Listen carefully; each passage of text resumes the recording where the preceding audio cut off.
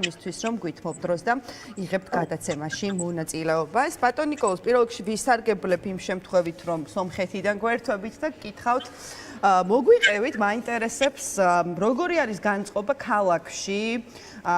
იგრძნობა თუ არა იმ ისტორიული სამიტის მნიშვნელობა რომელსაც მასპინძლობს სწორედ სომხეთი და გარდა ამისა ჩვენ ხედავდით მათ შორის მაკრონი ძალიან აქტიურობს ხან ვარჯიშობდა სომხეთის ქუჩებში გუშინ ასევე ფაშინიანთან ერთად გაისეირნა მოქალაქეებს ხვდება როგორი არის მოკლედ ეს განწყობა რომ მოგვიყვეთ და მე უფრო ცოტა სერიოზულ საკითხებზეც გადავიდეთ მოგესალმებით პირველ რიგში მადლობა გადაცემაში მოწვევისთვის თქვენ სწორედ აღნიშნეთ რომ ეს ნამდვილად ისტორიული პერიოდი არის ეს დღეები რაც დღეს ხვალ და შემდეგში იქნება სომხეთისთვის ნამდვილად ძალიან პოზიტიური განწყობა არის ქუჩები მორთული არის ევროკავშირის დროშებით მაგალითად აი მთავარ მოედანზე რომ გახვიდე შესაძლოა ნებისმიერი პოლიტიკოსი შეხვდეს ევროპელი და ძალიან ცირ დადებითი განწყობა არის და მე ვიტყოდი რომ ნამდვილად ისტორიული მოვლენა არის სომხეთისთვის იმიტომ რომ ეს არ არის მხოლოდ რაღაც პოლიტიკური მხარდაჭერა რაც თან მოყვება ამ სამიც და იგივე ევროკავშირის სომხეთის ორმხრივ კომისიას ამას მნიშვნელოვანი პოლიტიკური დატვირთვა და რაც ყველაზე მნიშვნელოვანია ეს არის კიდევ ერთი მნიშვნელოვანი ინდიკატორი რომელიც მიუთითებს რუსეთის გავლენების შემცირებაზე და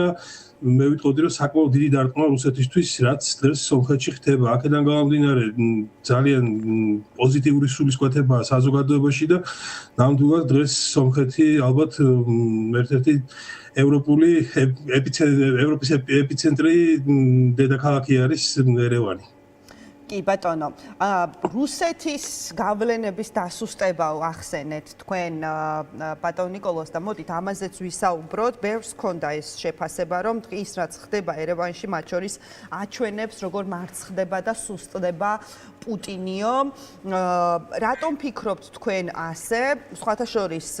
სიმონიანის გამოხმაურება ვნახე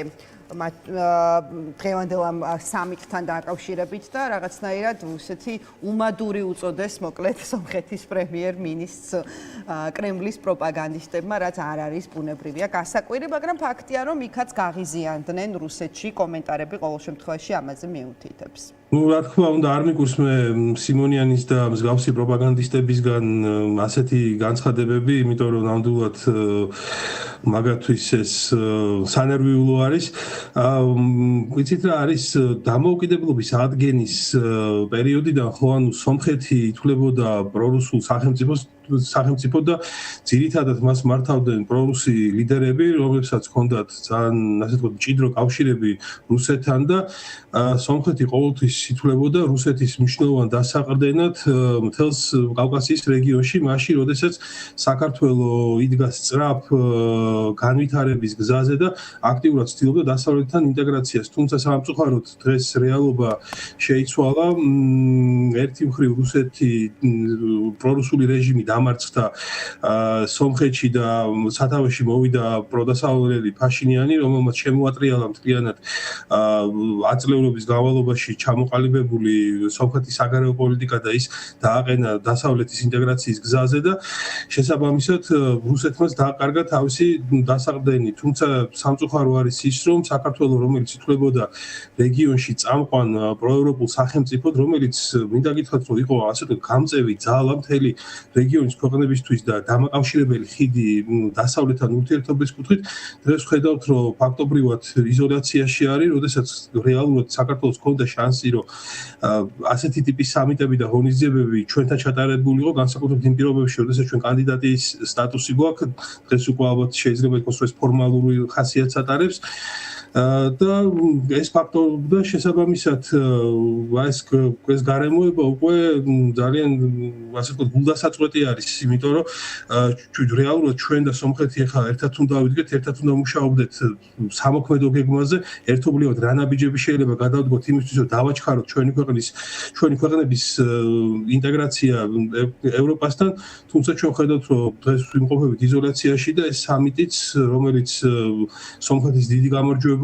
საქართველოს კრიტიკის ფონზე მიმდინარეობს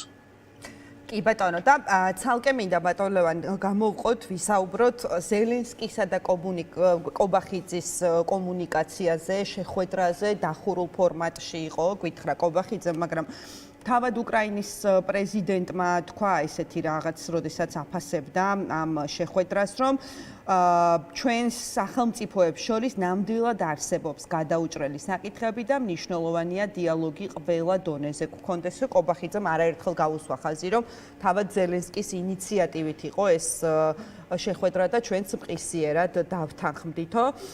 რას გვეტყვით ამაზე? რამდენად არ ვიცი, მოსალოდნელია, რომ თუნდაც იგივე უკრაინასთან დავალაგოთ ურთიერთობა, მე ვგულისხმობ საქართველოს ხელისუფლებას, იმიტომ რომ ძალიან ესე ვთქვათ, არ ვიცი, მათ შორის დამამცირებელი და შეურაცხყოფელი განცხადებებიც მოგვისმენია ჩვენ ივანიშვილის გუნდის წევრების მხრიდან, თუნდაც პერსონალურად ზელენსკის მისამართით აღარაფერს აღარ ვამბობ იმ პროპაგანდაზე, რომ თურმე უკრაინა და ზელენსკი ომში გვითხრევს და ასე შემდეგ. რამდენად გვაქვს ამის შანსი? იცით რა არის,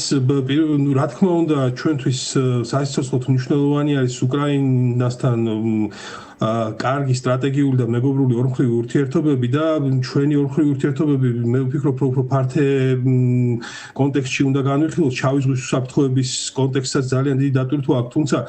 დღევანდელ შეხვედრას რაც შეეხება, მე პირადად დამრჩეს დაბეჭდილება რაღაც უფრო პროტოკოლურ ხასიათს ატარებდა ეს შეხვედრა, რომელიც რა ტიპის შეხვედრები ჩვენ არაერთხელ გვინახავს, ჩვენ თუ რეალურად გვინდა ურთიერთობების დაალაგება უკრაინასთან და აღდგენა ნამდვილად ჩვენს ისტორიულ მეგობრებთან, ვინც არაერთხელ დაგვანახა თავისი ნდობა, პატივისცემა და მხარში დგომა. ამას სჭირდება პირველ რიგში კონკრეტული ნაბიჯები, რაც მოიტანს ხელშესახებ შედეგებს და ამას სჭირდება კომპეტენტური ხელისუფლება, რომელსაც ექნება ნდობა როგორც ქვეყნის შიგნით, ასევე ქვეყნის გარეთ და ამ პირობებში, რა თქმა უნდა, შესაძლებელია ურთიერთობების აღდგენაზე საუბარი, თუმცა დღევანდელ სიტუაციაში მე ვერ ვხედავ რაიმე ხელჩასაჭირს იმაზე საუბრისთვის, რომ რაღაც ურთიერთობები კარდინალურად შეიცვლება, იმიტომ რომ ნამდვილად უკრაინასთან ურთიერთობა, როგორც ასევე სომხეთთან ძალიან მნიშვნელოვანი ჩვენი რეგიონისთვის იმ პირობებში, როდესაც ჩვენ რაღაც ძალიან ისეთ მძიმე სიტუაციაში ვიმყოფებით, სწორედ ჩვენი ვიზიტი, ჯერ საქართველოს ვიზიტი, როგორც იცით, ჩვენ ხვალიდან აქტიურად მივიღოთ მონაწილეობას ერევნის დიალოგში, ვიმყოფებით სომხეთის საგარეო საქმეთა სამინისტროს მოწვევით და ჩვენი მთავარი ამოცანა არის სწორედ საქართველოს რეგიონული კავშირების გაძლიერება იმ ფონზე, როდესაც ასეთ მძიმე სიტუაციაში ვიმყოფებით და ჩვენ ჩამოსული ვართ ჩვენი დღის წესრიგით, ჩვენი ისტორიით და ჩვენს პარტნიორებთან გვექნება შეხვედრები და განხილვა თუ როგორ შეიძლება საქართველოს დაბრუნდეს საერთაშორისო დღის წესრიგში, საბედნიეროდ ჩვენი პარტნიორები ხედავენ ჩვენს მნიშვნელოვან როლს ზოგადად გლობალურ პროცესებში, თუმცა ამ ყველაფერს სჭირდება მუშაობა და ჩვენ გვაქვს კონკრეტული ხედვა, კონკრეტული გეგმა თუ როგორ შეიძლება ამ სიტუაციიდან გამოვიდეთ და ვფიქრობ, რომ მომდევნო 2 დღის განმავლობაში გვექნება ამის შესაძლებლობა, რომ აქტიურად ვიმუშაოთ ჩვენს საერთაშორისო პარტნიორებთან. კი ბატონო, ამაზეც მინდოდა აუცილებლად მეკითხა ბატონ ნიკოლოს, თქვენ რა მითხართ მიზნით, მისიით, ესე ვთქვათ, იმყოფებით სომხეთში, რომ გითხრათ და ვისთან რა ტიპის კომუნიკაციას გეგმავთ? ზოგადად ერევნის დიალოგის მიძღვნილი არის უფრო სამუშაო ერევნის დიალოგის ფარგლებში გაიმართება უფრო სამუშაო ფორმატის შეხვედრები, გვექნება კომუნიკაცია როგორც ევროპელ პარტნიორებთან, ასევე ჩვენს მეზობელ ქვეყნებთან. ჩვენ გვექნება ჩვენი დღის წესრიგი, მათ შორის იმასთან დაკავშირებით, თუ როგორ ხედავთ რეგიონის განვითარების შესაძლებლობას და საქართველოს თანამშრომლობს იგივე სომხეთთან, იმისთვის რომ ჩვენი კავშირები მეტად გაძლიერდეს და აქედან გამომდინარე საკმაოდ დატვირთული 2 დღე გვექნება მოგესალმებით რომ მე და ვიქტორ ყიფიანი ვიმყოფებით ამ ღონისძიებაზე და ხვალ დილიდან უკვე შევდგებით ჩვენ საქმიანობას, იმიტომ რომ ეს არის უნიკალური შესაძლებლობა იმისთვის, რომ ევროპელ და ჩვენი მეზობელ პოლიტიკოსებთან ყველა მნიშვნელოვან საკითხზე ვისაუბროთ, მათ შორის უშუალოდ ჯერ საქართველოს როლზე მიმდინარე პროცესებში და ჯერ საქართველოს ხედვაზე ქვეყნის განვითარებაში და ჩვენი ხედვა არის ის, რომ თუ ჩვენ მოგვეცემა საშუალება, რეალურად გვაქვს იმის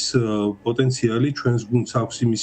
გამოცდილება და იმის ხედვა, რომ ქვეყანა ერთი მხრივ გამოვიყვანოთ კრიზისიდან, გავზარდოთ ჩვენი რეგიონული როლი და ჩვენს მეზობლებთან ვიყოთ თანასწორები და რა თქმა უნდა ეს ავტომატურად ნიშნავს ჩვენი საერთაშორისო როლის გაზრდასაც. კი ბატონო, გასაგებია. და ბოლოსკენ შეჯამებისკენ რომ წავიდეთ ბატონ ნიკოლოზ, ასევე ერთი კითხვაც მაქვს,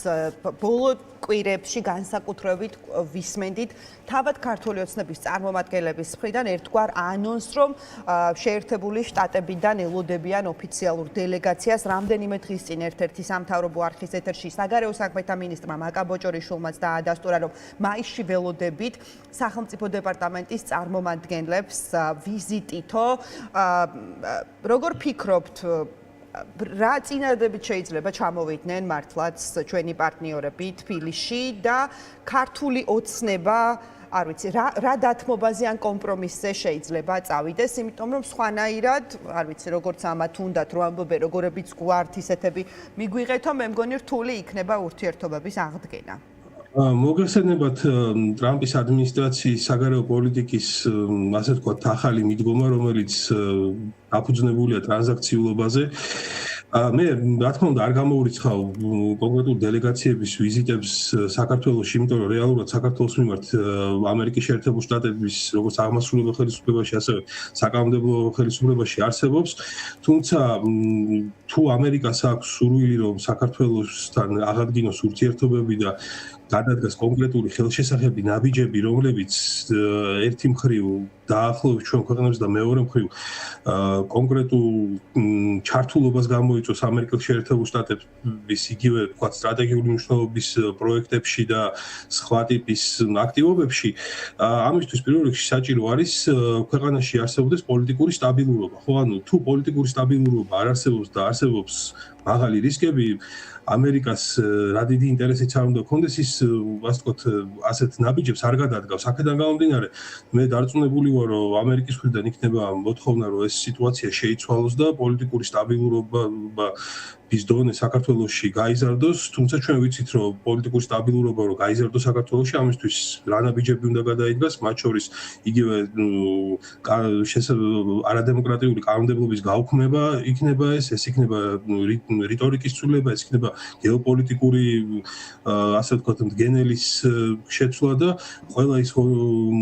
ნაბიჯი, რომელიც ერთი მხრივ ქვეყანას დააბრუნებს დემოკრატიულ ჩარჩოებში და მეორე მხრივ შეამცირებს პოლარიზაციას, რაც რეალურად დღევანდელი ჩვენი საზოგადოების ერთ-ერთ ყველაზე დიდ გამოწვევას წარმოადგენს. აქედან გამომდინარე, თუ ჩვენ საუბრობთ ამერიკასთან ურთიერთობების გადატვირთვაზე, ხო, ანუ პირველ რიგში ალბათ საჭირო არის, რომ ყველა ეს კრიტერიუმი დაკმაყოფილდეს, საქართველოში შემსუბუქდეს სიტუაცია და დაუბრუნდეს დემოკრატიულ ჩარჩოს და ამის შემდეგ უკვე შესაძლებელი იქნება ალბათ რაიმე სახის ურთიერთობების სერიოზულ გადატვირთვაზე საუბარი. თუმცა ტექნიკურ დონეზე არ გამოურიცხავ, რომ ეს ურთიერთობები რაღაც დონეზე მიმდინარეობდეს და კომუნიკაცია ხდებოდეს. თუმცა რასაც ქვია სტრატეგიული პარტნიორობა, რომელიც 2024 წლამდე არსებობდა და ის ხარისხი, რა ხარისხიც იყო ამ ურთიერთობებში, ხო, ამის ადგენა ამ წინაპირობების გარეშე ნაკლებად სავარაუდოდ მეჩვენებია. კი ბატონო. ძალიან დიდი მადლობა ბატონ ნიკოლოზ იმისთვის რომ დაგვითმეთ და მიიღეთ გადაცემაში მონაწილეობა.